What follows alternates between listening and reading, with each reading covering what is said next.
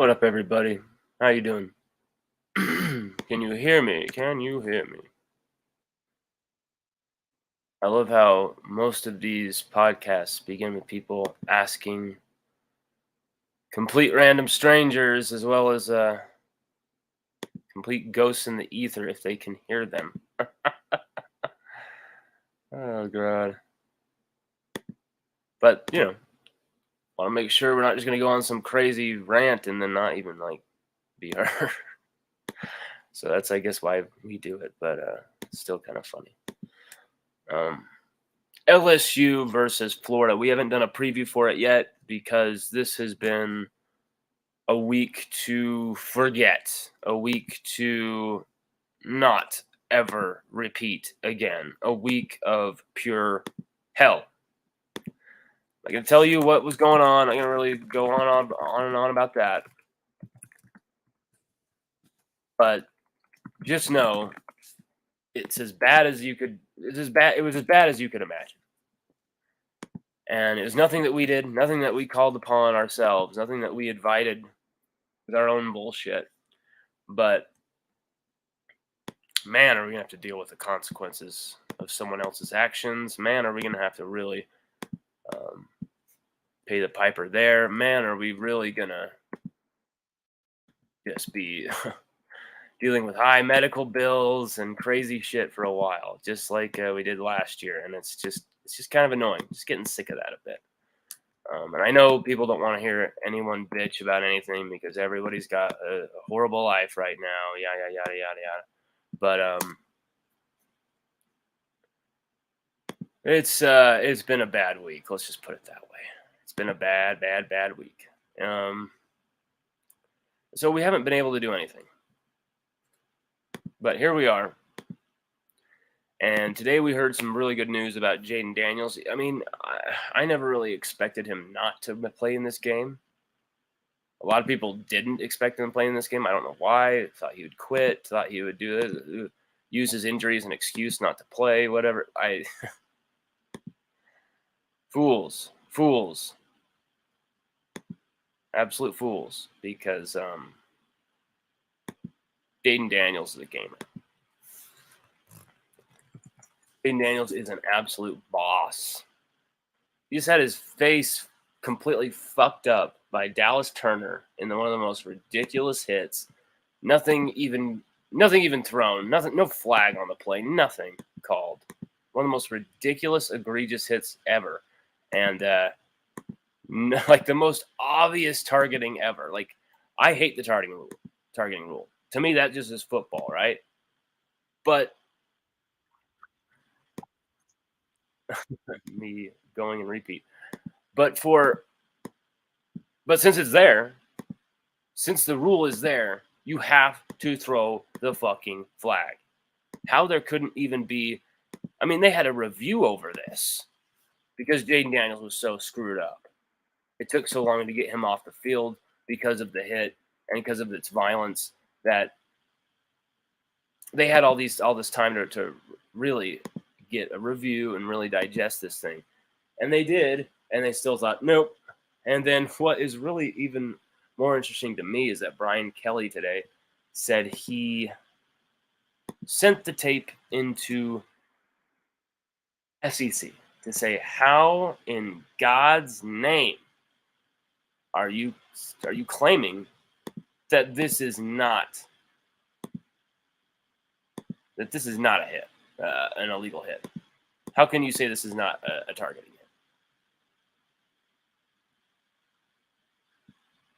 hit? It was absolutely scandalous because Brian Kelly sent that in, and they still just went, nope, it doesn't meet our criteria.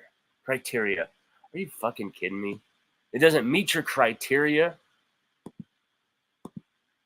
The hit was absolutely vicious. He tried to hurt Jaden Daniels, just like his face mask against Jackson Dart last year, where, okay, I get for the first 2 seconds it's a mistake. You grabbed his face mask on accident. But then when you continue to hold on to Jackson Dart's face mask and manipulate his head movement until you've got his head going all the way around, I'm sorry, but you're not just trying to recreate The Exorcist here. You're trying to cause bodily harm to a quarterback. And I get that that's what their job is. I get it. I love old school football. I love old school football mindset. You can't do that anymore. You can't do that anymore in football unless you're playing LSU. If you're playing LSU, you can do almost anything to our guys. Look at Joe Burrow against UCF. Absolutely destroyed. Just this ridiculous blindside block on the pick six. The guy smashes into his fucking head and then spits on him right in front of a ref, like literally 5 feet from a ref. Nothing called. Nothing called. I have seen a constant pattern where it's, well, LSU play physical, LSU play hard, so we can just call whatever we want. We can just let it go with them because they want it to be physical. They want it to be crazy, and it's just ridiculous to me because there's such a double standard. There's such a ridiculous double standard with this and these calls, and I just man, because you can't really say LSU wouldn't have had a chance in that game, even if Jaden Daniels goes down. Because I guarantee LSU still obviously has a chance in that game if Jaden Daniels stays on the field. Without him out there, the comeback king, it's gone. With him on that field, LSU can come back. LSU can score very quickly. It's not like last year where we had to do methodical drives. LSU can score under a minute.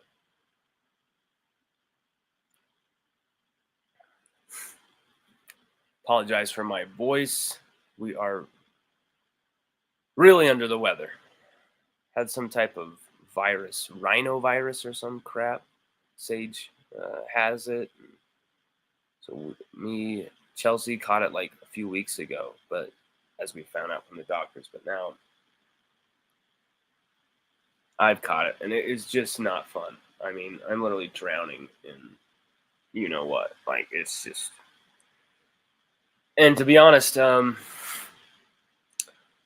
course I'm staying... We were going to go to LSU, Florida. We had a press box pass from the great Michael Bonnet, who has offered us this type of opportunity for so long. We just haven't been able to make it. LSU, Florida was going to be the game. We had everything planned. And then this happened. And my son's health was always going to come number one. This was not a small situation. This was not a tiny thing or a little deal. This was a huge fucking deal. Life or death type situation. So obviously with that already, I wasn't going to continue with this trip. We had literally just gotten out of the hospital Thursday, and he could go back in the hospital anytime. You know, if his breathing doesn't continue to improve, things like that, he could go right back in there. So Dad needs to be here. Dad needs to help Mom get some sleep, get some rest, which we did today, even while sick as hell. I don't know how we did it. Sage was really good because he has a little less energy because of what he's been through, but he's back to his normal self, and I'm just so happy about that. But all the other things that have happened, man, what a mess. What a mess. But all that matters is my son's health is good. He's cognitively good. He is here. He is home. He is safe. And, I feel bad that we were not able to make the game because it's LSU, Florida, Tiger Stadium at night. I mean, I've been wanting this type of opportunity, this type of moment for my entire life, not only covering LSU, but watching LSU. I always knew what I wanted to be, a writer. And so the idea of writing LSU football while covering it from a press box, Tiger Stadium, at night, versus Florida, ultimate rivals, I don't know how you can get better than that. I mean, I know Florida are 5-4, really shitty, but that might make it actually even more of an attractive game because Jaden Daniels just might go off in this game. I mean, okay, Florida have some wins. Okay, they got 5 wins. But let's see who their 5 wins are against. Okay. Let's see who. Let's just get right to their schedule and just go to all of their wins. They're 5-4. Okay. They lost 24-11 at Utah, number 14 Utah. No shame in losing that game, although 11 points. Let's be honest. It was from there that we knew Florida are not going to be good this year. Beat McNeese 49-7. An actual impressive win over Tennessee, 29-16. Tennessee ranked number 11 at the time. Charlotte, 22-7 over Charlotte.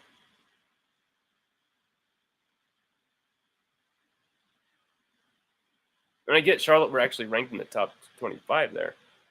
Or actually, no, that was never mind. I'm reading that wrong.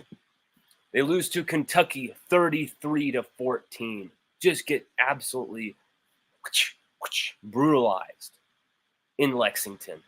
Beat Vanderbilt 38-14. Homecoming night. They squeak out of Williams-Brice Stadium 41-39 at South Carolina. Okay. But these last 2 games, I had that wrong. They did not beat Arkansas. They lost to Arkansas 36-39 in overtime. And then they lost to Georgia by 23 points, 43-20. So, excuse me, sorry. There are some things I'm kind of scatterbrained on this week. It has been crazy. So, they couldn't even beat Arkansas, a guy who was calling his first ever game as a coordinator. Not just calling his first game, for Arkansas, calling his first game. This was his first ever play calling appearance for any team. And they put up 39 points, more than they did against LSU's defense, and they beat Florida.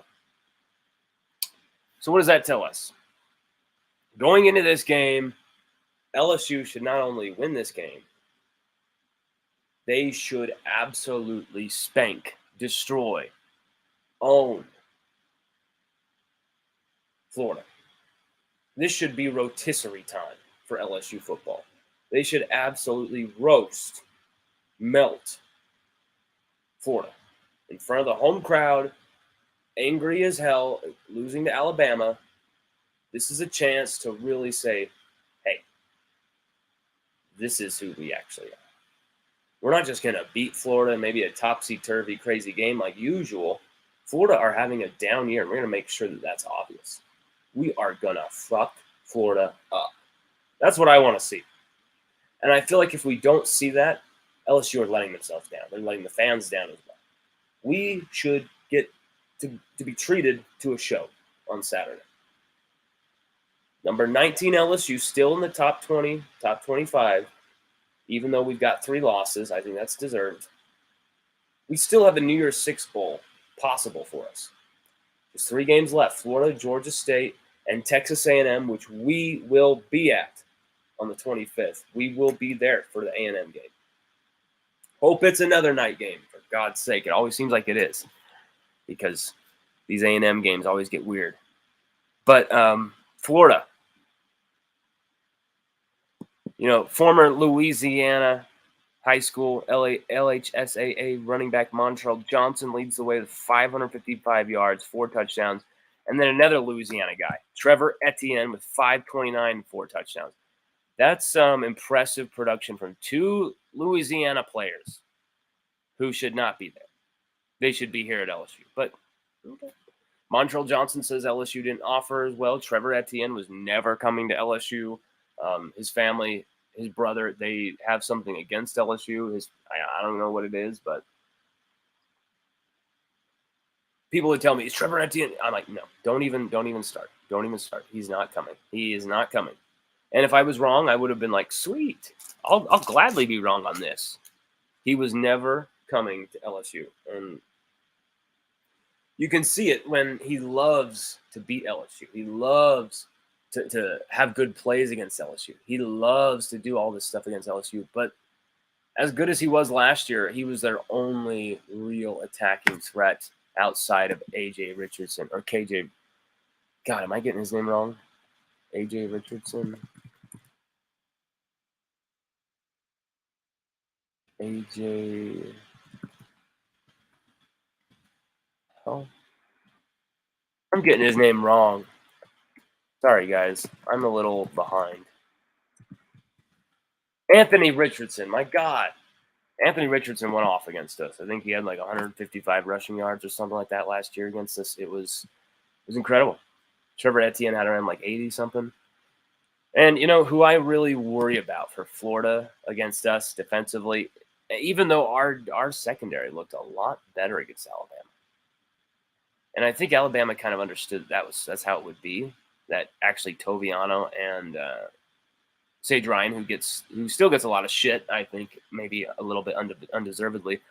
Yes, he got beat on a few routes. Who hasn't on this defense?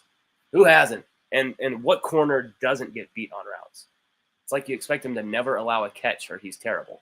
And I get it. He's missed some terrible tackles. He's made some bad plays. And there's some people who get really favoritism with some of these guys and act like they can never make a mistake. They can never have a bad game. I'm not going to ever sugarcoat it. If I think someone's had a bad game, I'm going to tell you. And sometimes I tell them before I even go on the show, like, hey, I'm going to say this. I'm sorry, but this is what went down, and I don't want you to be offended, but this is what I feel. And guess what? Sometimes they go, actually, no, this is the play call, or this is what happened. And they might change my mind on it. Or they usually just go, yep, I fucked up. But the player who I really worry about, Ricky Pearsall, 796 yards, 5 touchdowns this season, 5 total, 1 rushing, 4 catching, 57 catches, 796. He has been awesome. And I think he went over 1,000 yards last year. Let's take a look at that. Nope. He did have 774, though, with 6 touchdowns. So he has already eclipsed his stats from last year, already having a better season. Likely to go over 1,000 this year. LSU, I can see LSU allowing a few guys to have a game here, but Graham Mertz is really going to have to put up some crazy numbers to beat us. I can't see this turning into a shootout. I can't see this turning into a tit-for-tat crazy game. I can't really see LSU refusing to get off the mat and kick some ass. I know LSU Florida is always a weird game. I understand. LSU Florida is always weird. Always weird. Here's the thing. That should not be how this game goes. And if it does, LSU have a lot more issues than we thought. Because this is a team LSU should not only own, they should dominate this team from 0 to 60 minutes. Really give Billy Napier and Glenn Guilbeau some ass kickings. It'll be the first time Billy Napier plays back in Louisiana, coaches back in Louisiana, which is another interesting element of this game.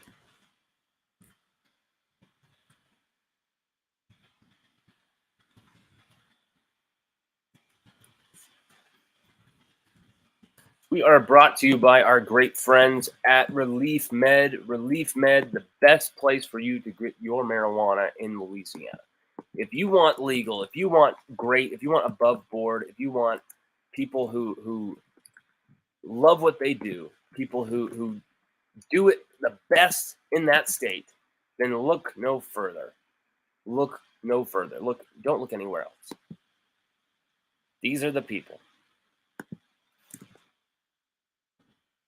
Number 1 headquarters for pain relief, for all natural pain relief in Louisiana, right there at ReleafMed. Go to ReleafMed.com today and get someone on the phone, talk to somebody, see what can be done. Give them your Forrest Gump life story and see what can be done for you. But yes, any comments, any questions about this Florida game? I really wish we were there, but we can't be. We will be for the A&M game, but missed opportunity here. But you know what? You know why I'm home. Only reason why. And I have no shame about that, and I do not feel bad about that at all. I would gladly do that for any crazy event. LSU get to a national championship next year, and something were to happen to my boy, yeah, I'm dropping everything and running. Like, it's just how I'm wired. I'm not really like a male mom, Mr. Mom, but my son is extremely precious to me, and he's not second to anything. But he's definitely going to be watching this LSU Florida game with me on this couch, chilling, trying to steal the remote, trying to be a madman, and then he'll hopefully leave me in peace to do the post-game show. Oh, God. You know, that's the thing is I get LSU are probably beat up a bit. You know, there's not too many injuries officially, but you know there's guys who are beat up in that locker room. You know there's guys who are nursing some little, you know, hampering injuries left, right, center. You know, some guys who, if they get one type of hit, they might be out for the season or something because of all the other hits they've kind of had to take all season. We've seen that all the time. We see that all the time. Not in a Florida game, because usually the Florida game comes earlier in the season. Usually the injuries happen during Bama, during A&M especially. You saw Jaden Daniels go down against A&M last year. Usually that's where you see a lot of injuries. Deep November games. And it's very strange. It's very strange that we're doing this. That we've literally got LSU Florida in October. Natalie Vittori, what is up? Or is it Natal? Yeah, it's got to be Natal Vittori. Natal, am I pronouncing your name right? Because I really don't want to screw that up, because if I do, it might sound a little more feminine than you look. Then again, with how people identify every second, maybe I had it right. Natal Vittori, who's a long-time watcher, long-time listener, someone who we absolutely love when they come onto this show because they're from Italy, I think, right? You're from Italy? I swear you're internationally based, at least, from my remembering, from my recall here. But Natal Vittori says people are underestimating Florida. Be careful, especially playing with our bad defense. Great point. Great point. I think that's true. I think that's true. Maybe I am underestimating them. But I can only go off of what I'm seeing. And I watched that whole Utah-Florida game like most people did because it was like the first big game of the year. But I've watched probably about 3-4 Florida games total this season. A few of them losses, a few of them wins. Not like dialed in, like, oh, yeah, like I'm watching LSU. That's not, I don't really give a shit about Florida. Even if I want to study them, that type of stuff, like, there's some teams I just don't really care about. Like, we'll cover them as well as possible, and we'll dive into all the stats, all the numbers, all the performances. We'll watch a ton of film so that we actually know what the hell we're talking about. But outside of that, we're not going to like, oh, yeah, I'm a devoted Florida watcher. No, we're LSU fans. We're not going to give a shit about Florida like that much. There are people who I won't name in the LSU podcast world who sometimes I wonder if they're actually LSU fans. They're so like wanting to kiss the ass of every single other college football team out there. So it's just kind of funny that way, but we're not going to do that. Florida, yeah, they could absolutely hammer us. Not. I think they could make our defense struggle. They can make our defense suffer. But I actually see a good game from our defense here. I don't think Graham Mertz can make those type of throws that can hurt our defense like nonstop. I think he can make the easy throws. We can give him those gimme routes probably, since we're always 10 yards, 15 yards off. But when it comes to the mano-a-mano man coverage from LSU, which is what I hope they run this entire fucking game, because if they do, I feel like LSU won't allow as many shots from Graham Mertz.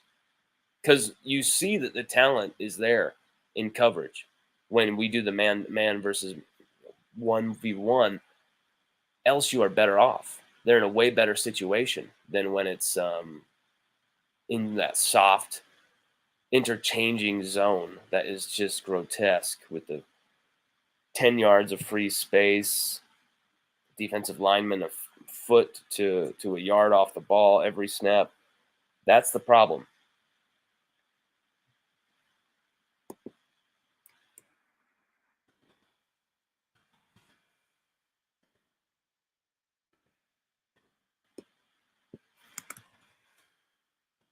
I've been told before Brian Kelly announced today that Jaden Daniels was good to go. No problem. And then Brian Kelly echoed that sentiment during his press conference, saying he's going to play this game against Florida. And I don't know why people expected him not to play. I expected him to play. Maybe people just forget how tough this dude is. Maybe people just forget what a gamer this guy is. But I don't. And I won't forget how tough he is after seeing what he did versus Georgia last year. Almost had a 300-yard game in the first half against the defending national champions. And some absolutely brilliant touchdown passes to Kayshon Boutte and Malik Neighbors. And he's hurt the whole time. He's getting lifted up and basically crucified up in the air. And he's still putting a hell of a shift. I've seen him gut through some stuff that it's like, how is this guy gutting through it? Like Missouri, where he broke his rib. Damn. They've minimized the injury. They're not going to tell you how actually hurt a guy is. It's not like it's going to be like, yep, Jaden was bleeding out of his mouth after he got his rib hurt and blah, blah, blah. They're not going to tell you the nitty gritty of how nasty some of these injuries actually are. They're not going to tell you how they recover either, because a lot of it involves prescription painkillers, opiates, which is really dangerous because then you don't feel what the damage you're doing to your body. So let's hope that we can find some type of better way to solve injury issues than just opiates. And I think they have the last few years. But, Jaden Daniels in the concussion protocol, Brian Kelly would not say whether he actually had a concussion or not in the game, but just said he was in our protocol, which, once again, he's trying to cover for his player. He doesn't want everyone to know that if you hit this guy in the head, he's done. Because that's what it's an invitation to go hit your quarterback in the skull. Because everyone knows he just had a concussion. Get him on the ground. Obviously, everyone's still going to figure he had a concussion, but you're not confirming it. It kind of doesn't leave such an imprint in the mind.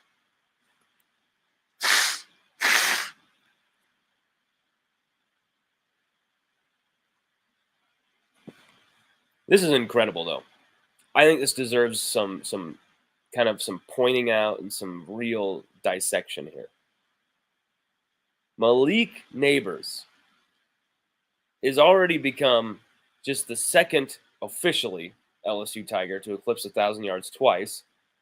He's actually the fourth, but NCAA did not count Wendell Davis or Tony Moss's bowl game stats, which is just ridiculous that that's how they did it back then. The game didn't even matter.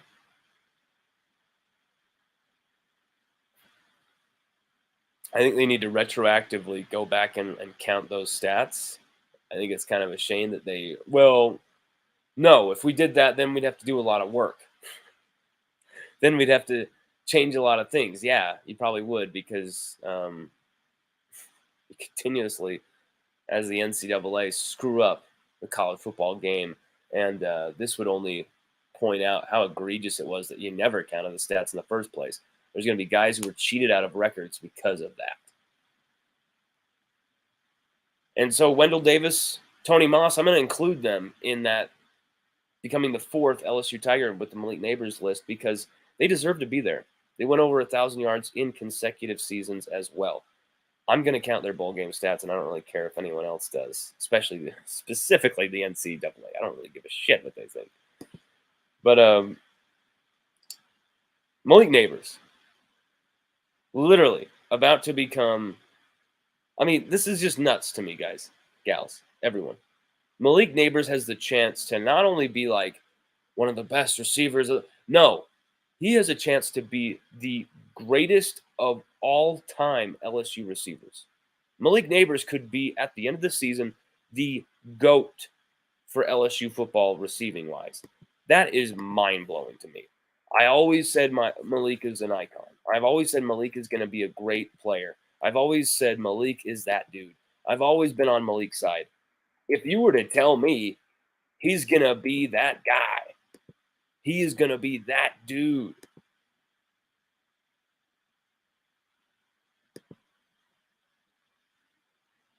I mean, he's only played 2.5 seasons.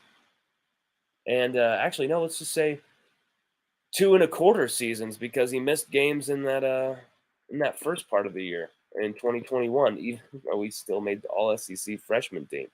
So he's missed time. He's missed games in 2021, and he's still been amazing. Like, he had such a hiccuping start to his first season that people forget. He was in line to start week 1 against UCLA. And maybe if he does, maybe LSU actually win that game against UCLA. He is such a freakish playmaker. It is just scary. I don't think Florida have an answer. I don't think Florida have a prayer against him. I don't think they have a chance. And it's going to be very interesting to see Corey Raymond coaching back here for the first time. And I think it's a big deal for LSU DB-wise, especially on the recruiting trail, for them to absolutely get this right. LSU have to target these guys, Jason Marshall Jr., those type of guys, and absolutely go ham on them. Leave no stone unturned. Absolutely bury these guys in the passing game. Don't run Jaden Daniels. You don't need to do that.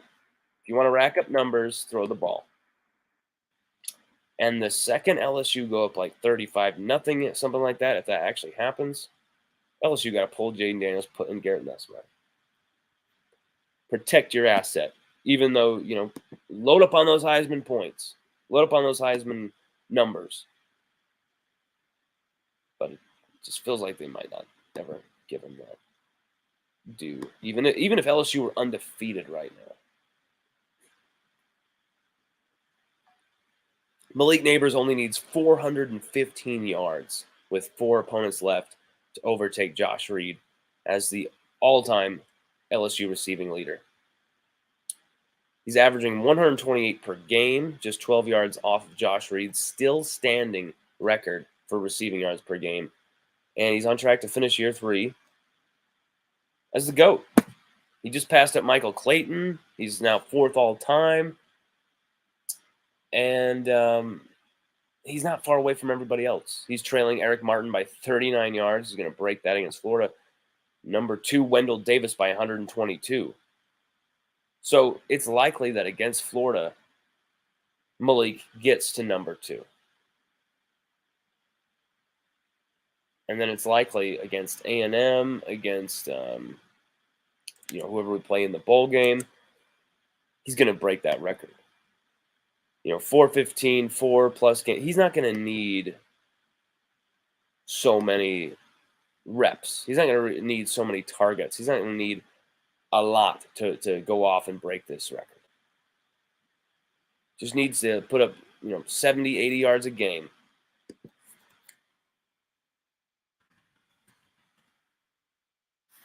Okay. I was wrong. He needs 103.7 yards per game on average to break the thing. So if he gets 104 yards each game, he'll break it. But if he goes for like 200 in one of those games, a lot quicker to that rainbow after the pot of gold. This was crazy because I was trying to go live earlier, but the internet has been out here too, so it's been kind of ridiculous today. So many things screw it up. Josh Newberg from On3 predicts LSU are going to get number 1 quarterback in the 2025 class. How did you miss that shot, Mueller? That's a terrible shot. We're going to get the number 1 quarterback in the 2025 class, Bryce Underwood, to come to this school. That's a huge prediction from Newberg, and I hope it doesn't, screw anything up for LSU, because that tweet got a shit ton of likes and it went viral, of course. And I just hope that doesn't make him uneasy. I hope it makes him even more emboldened to come to LSU. But Bryce Underwood for LSU, after getting Colin Hurley in 2024, we still got Garrett Nussmeier for next season. We also got Ricky Collins.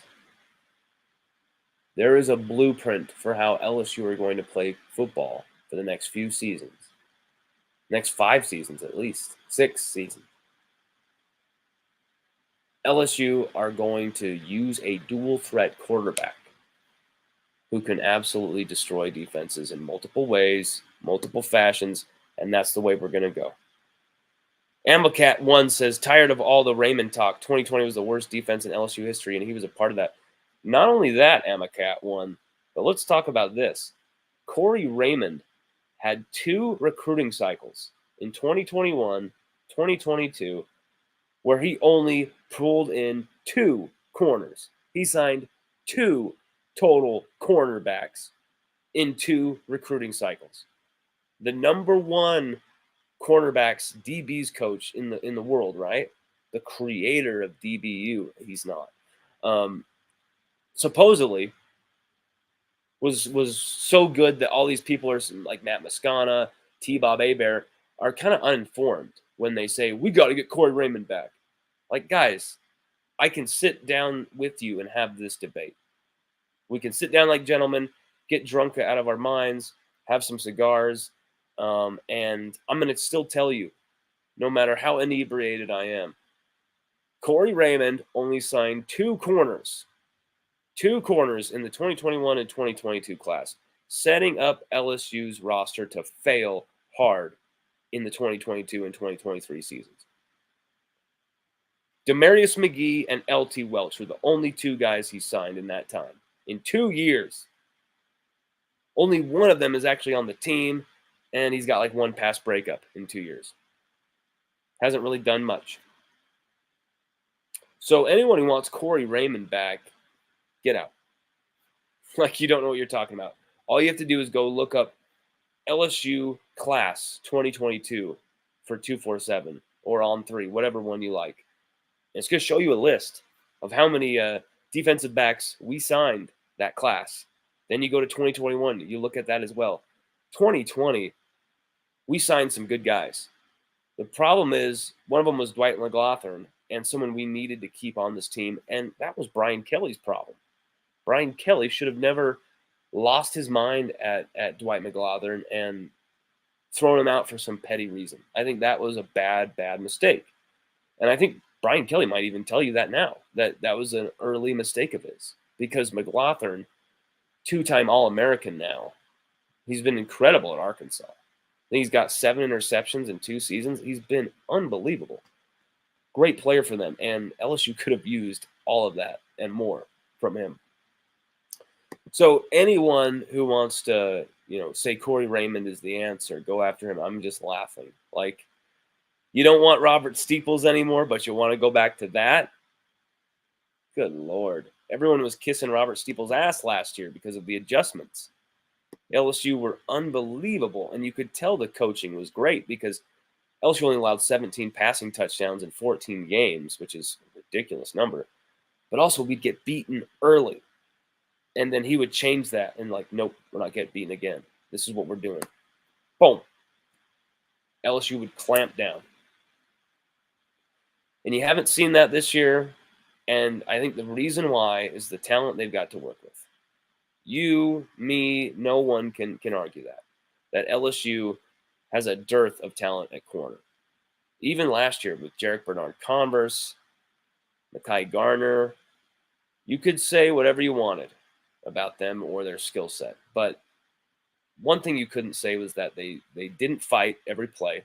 One thing you couldn't say was that these guys didn't boss some games and actually have some great moments.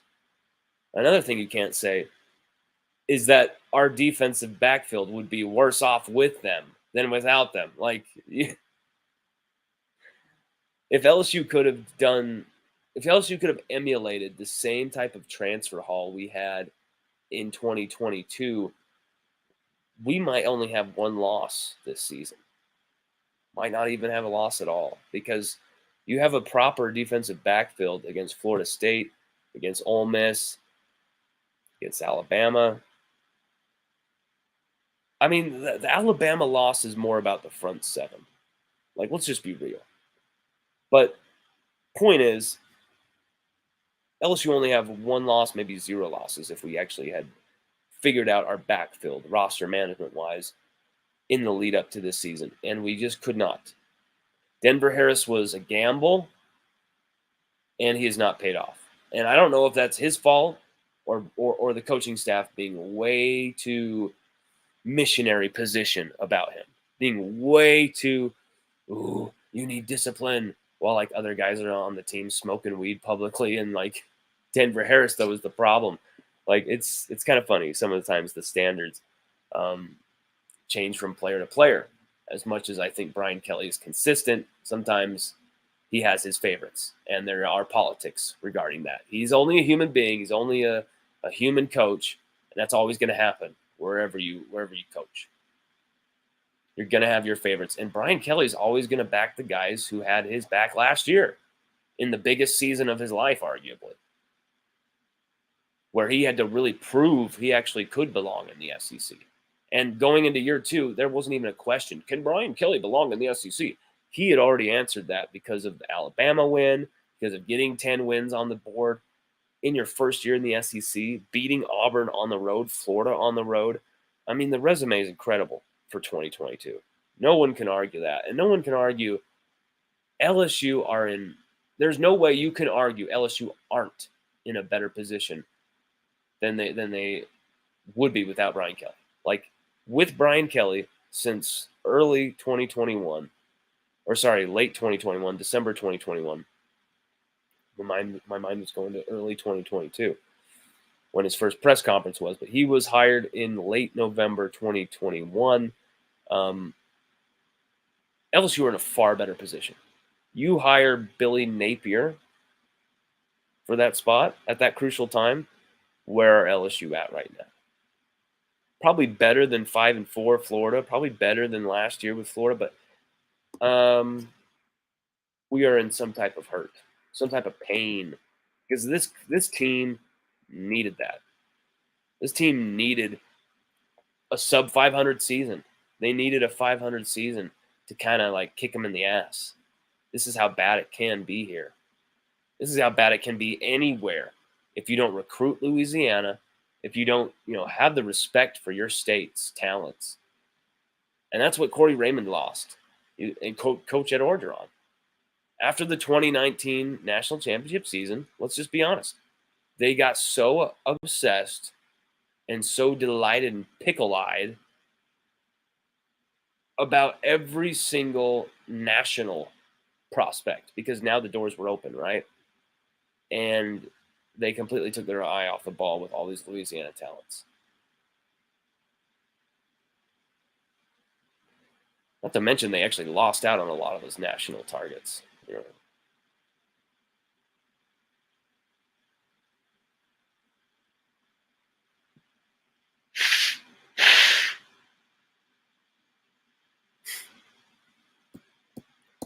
For me, this game comes down to Graham Mertz. Graham Mertz can make plays like in the passing game, over 20 yards against these DBs. If they can methodically drive against LSU down the field, which I'm sure they probably can, if LSU cannot keep them under 30 points, then yes, it will be that type of shootout, that type of crazy nail-biting, like 35, 37, 31, 35 type of game that you just do not want or expect against a Florida team that's this shitty. But one thing I will say, LSU are always in these crazy games with Florida. Even last year, I mean, it was like score fest. It was just a score fest.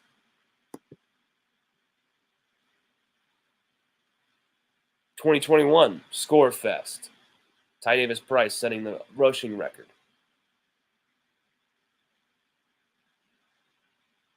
2020 wasn't quite a score fest. It was still pretty high scoring, but the Cole Taylor shoe ripoff and throw by God, I can't remember the kid's name right now, but Wilson, something Wilson. He threw that damn thing and literally gave LSU a chance to stay alive, and we ended up winning the game because he threw the shoe.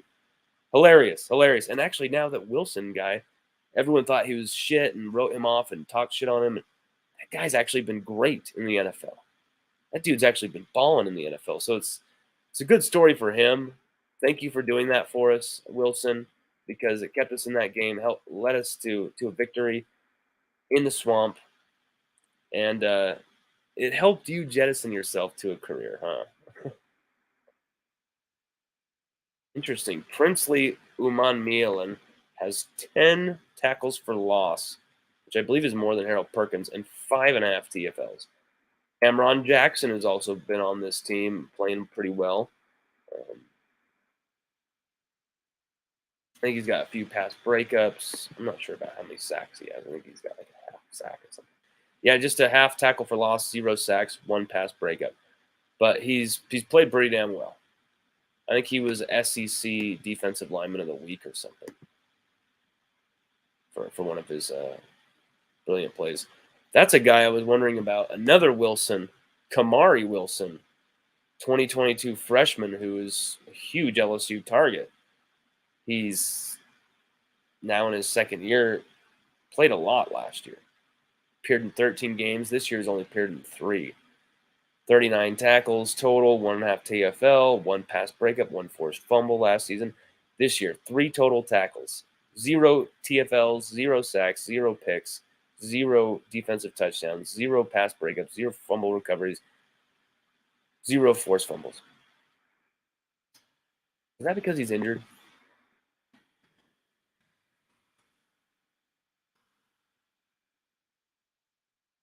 Yep. He's been dealing with an injury for quite some time. Maybe even actually the Utah game. Yep, the Utah game is when he first got injured. Jeez. He's been dealing with that for a while.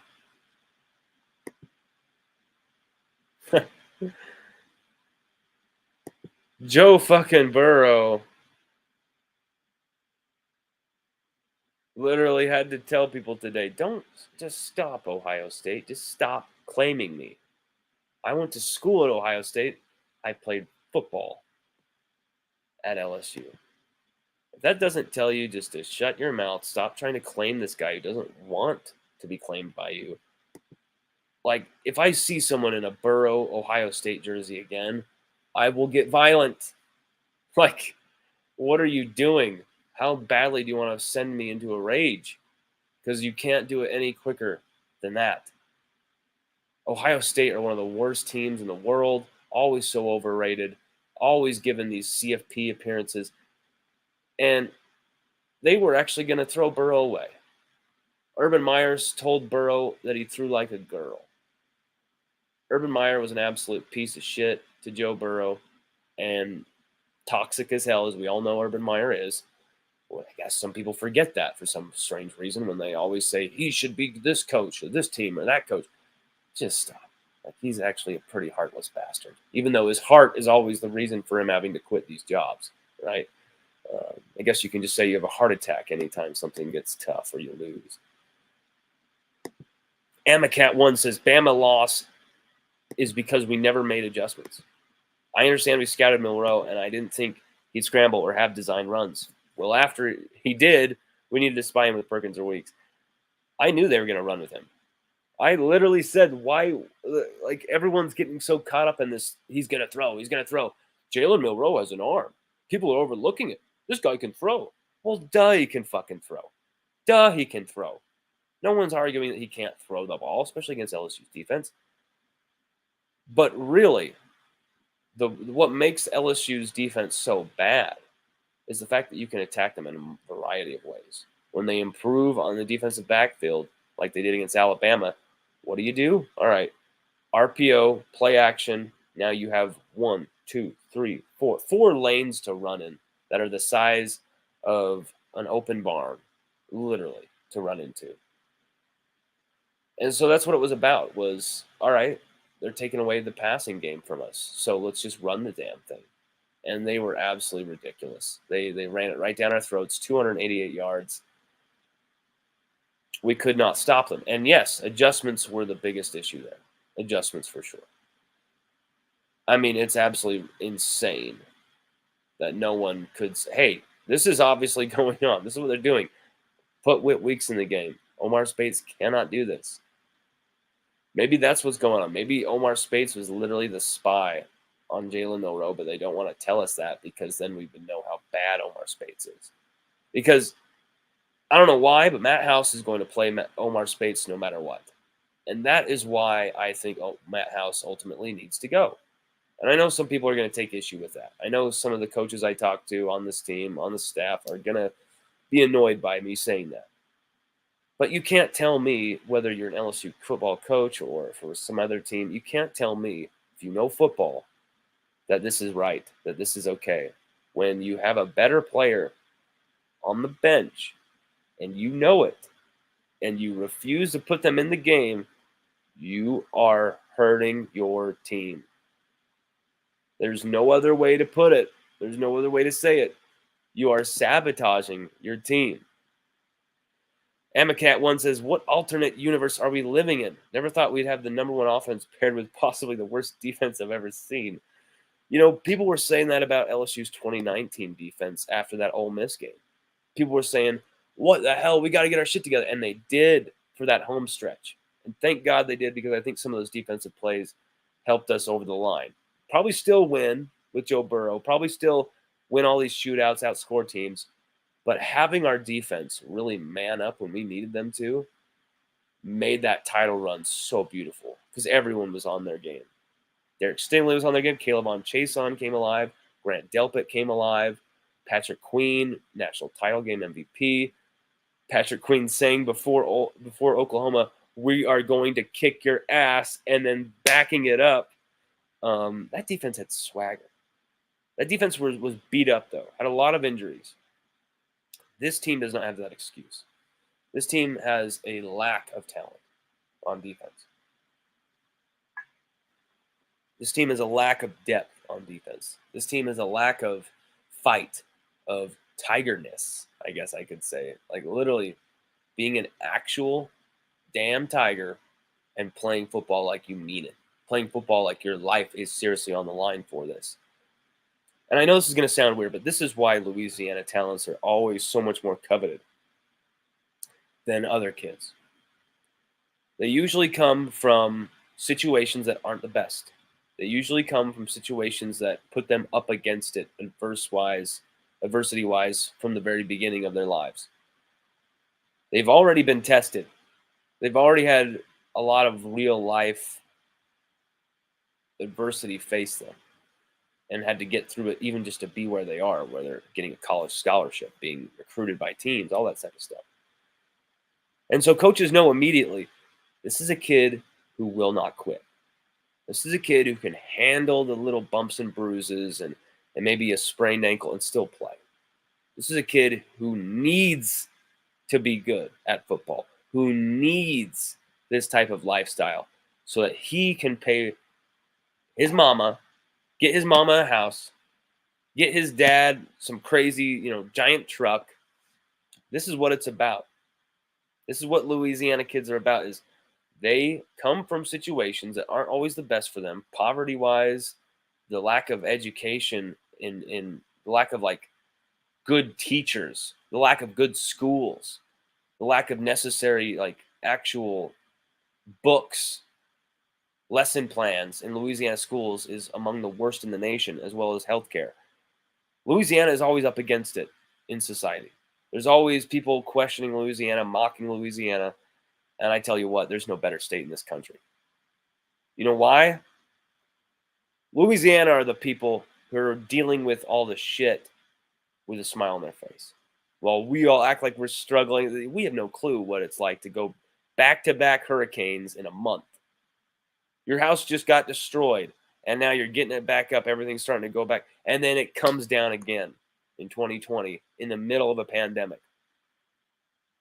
I cannot tell you the amount of respect I have for the people of Louisiana, and I think there's a reason Louisiana talents have that pedigree, have that vibe about them, and it's because of that. They're not going to quit easily. They've already dealt with enough adversity to literally fill all these rich kids' homes 10,000 times over. And that's the thing, is I've seen a lot of rich kid football players now. And then I'm seeing a lot of kids who really want it. And all these rich kid football players don't really ever pan out because they know they don't have to. They're just kind of along for the ride. I'm a football player. Yeah, get some women tonight. Like, get drunk at the party. Like, a guy like Malik Neighbors, a guy like Emory Jones Jr., Will Campbell, they're thinking about being a pro right now. They're thinking about being a pro in high school. They're thinking about being a pro in junior high. And that's why I love Louisiana talents. They're professional. Everyone, LSU, Florida, for this game, I'm going to predict LSU win this game 41-22 over Florida.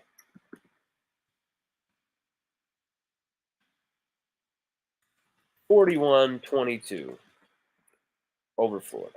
That is our prediction. 41-22, a nice 19-point win over Florida. Graham Mertz will play well, but not well enough. We'll probably get some type of pick on him. Hopefully something that kind of gets the defensive backfield a little confidence. I could see Tobiano getting that pick. I thought he was going to get the pick last week. So 41-22 is our prediction over Florida.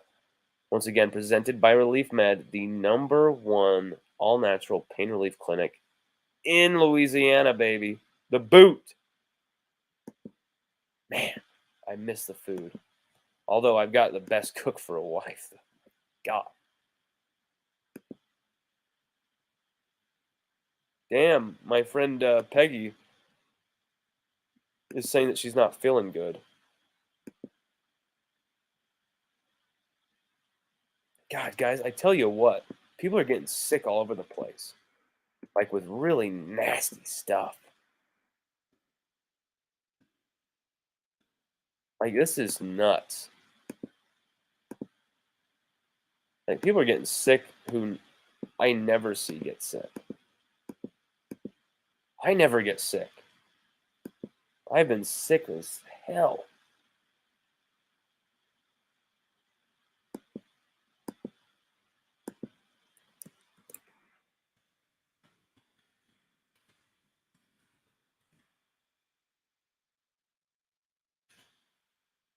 So we wish our friend Peggy to get feeling better. Hopefully she can make it for LSU Florida. She always is at these games. Hopefully she can make it.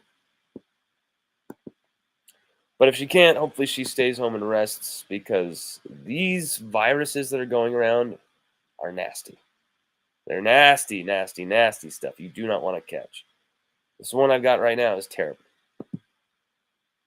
Feels like my head has literally been put into a Joe Pesci turbine. It's just like, ugh. My lower back felt like it had been beaten with a sledgehammer this last week from sleeping on hospital beds, more like not even a comfortable couch, and from sleeping on the floor, and oh my God. So we're the walking wounded, we're the walking dead here, but we're here. We're here, baby. We're trying to do what we can. I'm trying to bring the best content to you guys. Kent Jones is right. We just don't have the talent or depth on defense yet. And I think it's also across the board, man, because once you saw we lost Wingo, everyone thought, oh, Jordan Jefferson will be great. Jordan Jefferson did not have a good game. And there's even people who are trying to tell me that Mason Smith had a good game. He did his job. No, he fucking didn't. He literally let people walk right past him. Literally let Jalen Milroe dance past that defensive line. Mason Smith has longer arms than, like, my body. Than, like, my height. And he didn't do anything. We cannot see that lack of effort again. If we see that lack of effort, we will lose to Florida. We see that type of lack of effort defensively combined with some kind of desperate, like, put up against the wall, we're in a shootout, desperation type penalties and mistakes by our offense because our defense can't stop putting us against the wall. LSU could lose to Florida. I know that sounds nuts, but in this season where it seems like anything is going, Jaden Daniels could put up 5 touchdowns over 400 yards again, and we could still lose this game. So LSU need prime effort from everyone, and there should be no way we lose this game. If we actually show prime effort, prime will, play like Tigers, we should beat Florida by no fewer than 19 points.